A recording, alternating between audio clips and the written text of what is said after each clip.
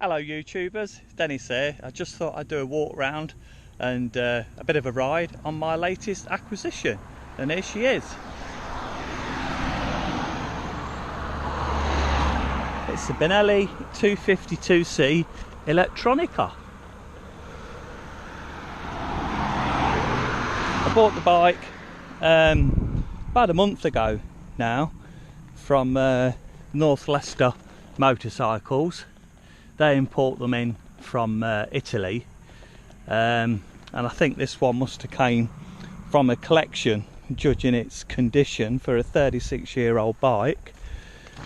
It's a 1980 on a V-reg.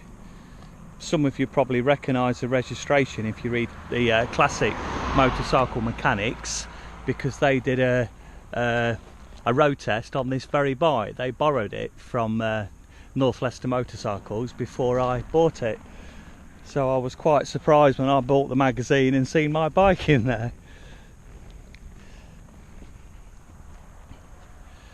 All original, no restoration apart from little bits and pieces that I've done, but all original condition. As I say, with it being in this condition, it must have come from a collection, because the mileage is low as well.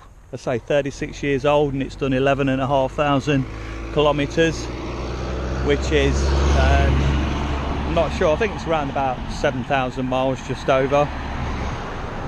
So I think it escaped the wrath of the teenagers on L plates. It would have been long gone now if it had if that had been the case. Right, what have I done to it? I'll start at the front end.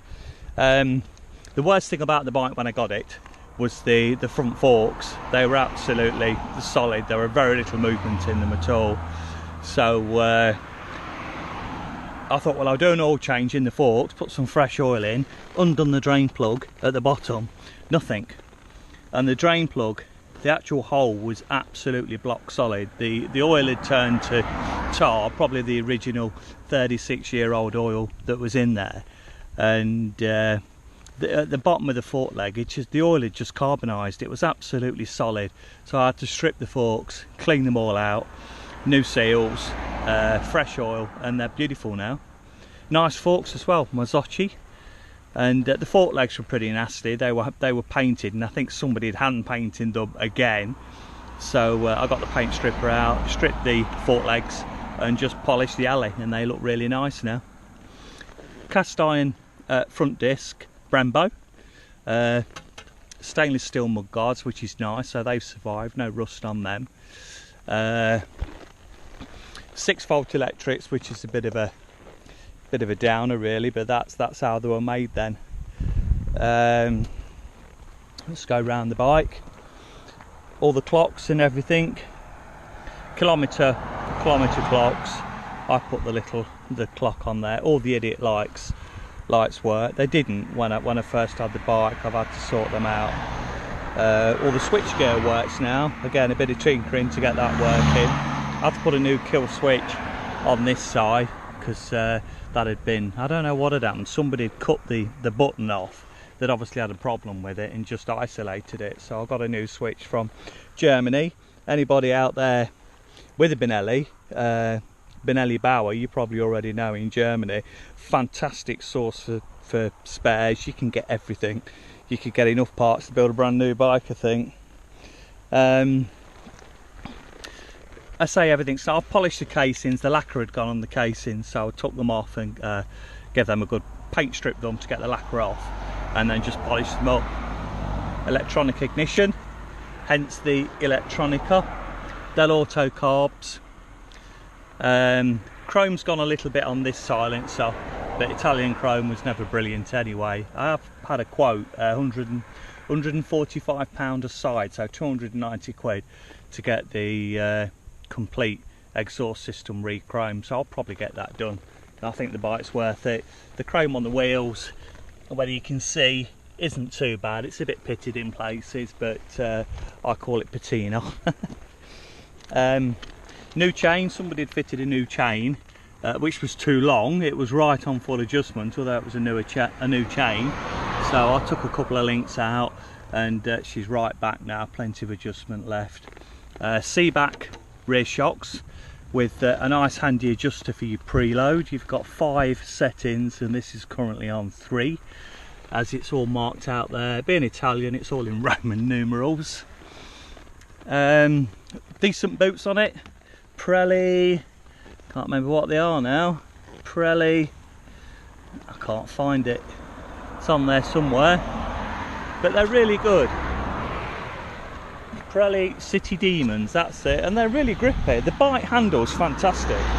I've had a lot of, I love 2-strokes, and I've had over the years I've had a lot of 2-strokes. I've had Kawasaki KH 250s, I've had RDs, LCs, and this hasn't got the performance of those. It's a lot lower revving engine, the power tends to be lower down. It's very torquey, it'll pull you up the hills, but it handles fantastic. For, you know, a little bike on skinny tyres, and yet it handles amazingly well. What else can I tell you about the bike? Clutch, that's something I've had a problem with. A lot of clutch drag. I've adjusted the clutch right up. I've used the adjuster on the side and the cable adjuster. There's a little bit of play in there now, but I've actually adjusted the clutch so there's no play, and I'm still getting clutch drag. So I dropped the gearbox oil, took this case off, and the clutch is like brand new, as you expect it to be with the mileage. But what I think's happened, because the bike's spent such a long time standing, and obviously the clutch is 36 years old, it's stood in oil all that time. I mean, they're never designed to last that long. I think the friction material on the clutch plates is swollen, and that's why I'm getting a lot of clutch drag. So I trolled the internet. Actually, I found a clutch on eBay, listed by somebody in Italy, new old stock, €70, which is about what, 60 quid for a brand new clutch. So that should be here any time, and I shall fit it as soon as I get it, and hopefully, fingers crossed, all will be well, because I've been through everything else, the release mechanism, and everything's good. So hopefully that'll sort it out. Ignition's in a bit of a strange place if you're used to Japanese bikes. That's up underneath the petrol tank. But again, it was part of the course then. But I put some bar end weights on because I was getting a bit of vibration. It wasn't a problem for me, but it was the vibration coming through the bars. It was making the mirrors vibrate, and you could never really see who was behind you. So I put some bar end weights in. Still do get a bit of vibration, but at least you can see what's behind you now. But so that's it. That's my Benelli 252C. I think I bought it really bit of a nostalgia trip. When I was 17, I was still riding my little Honda SS50, and a friend of mine bought one of these brand new, and I fell in love with it. And it's one of them things, you know, as you go through life, you see certain bikes that you kind of, you know, you're attracted to, and it's just one of them things. I thought I've got to have it, you know, I want one. And yeah, she's great. Like I say, you know, not a performance machine by, you know, but it's just nice to ride, just bumbling along at sort of 55-60 mile an hour, and it's great. It's really enjoyable. Anyway, I think that's about it. Oh, the other thing, it's not oil injection like a lot of the Japanese 2-strokes were in the day. It's petrol oil, which means when you fill up with petrol, you've got to put some oil in your petrol. I carry my oil under the seat. I've got a mixing bottle that so for however many litres I've put in, it shows you how much oil we need, which is really good, so you get the measure right every time. Last thing I want to do is seize it up. But that was, you know, they had a good production run. I mean, I think that they came out in 1972. They started bringing them into Britain about 74, and they were producing them to 1986. And I think had they updated them a bit, they'd have probably gone on a bit longer. You know, put oil injection on, 12-volt electrics,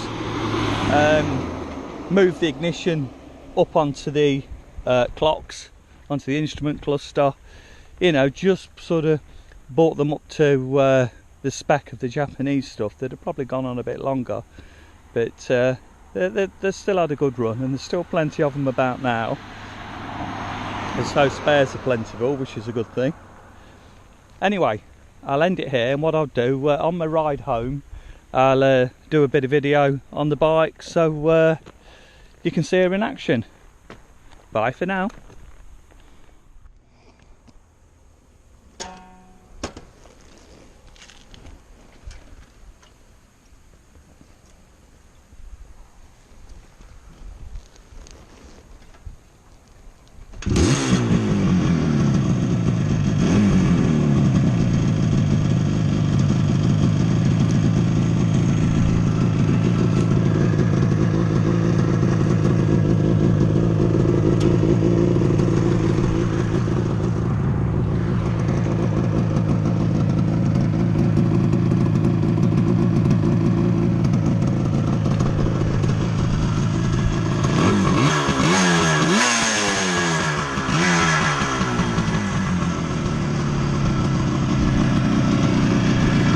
Mechanically, it sounds very sweet for an air-cooled engine. It's not really any mechanical noise at all, which is quite impressive.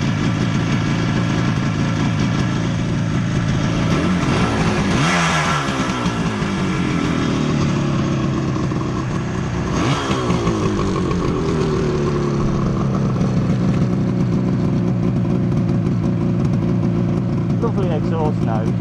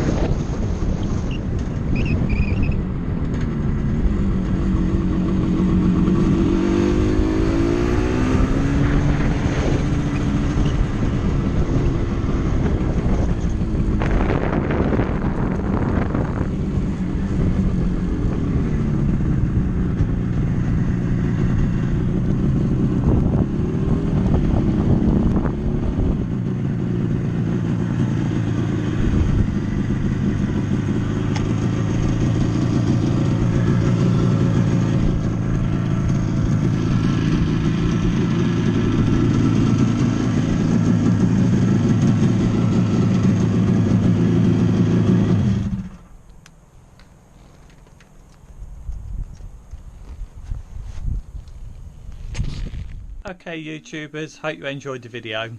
Anybody out there with a Benelli 2C or even a Moto Guzzi 250 TS, which is basically the same bike under a different badge, if you want to leave a comment, share hints and tips, etc., I'd appreciate it. I'll speak to you guys soon. Bye for now.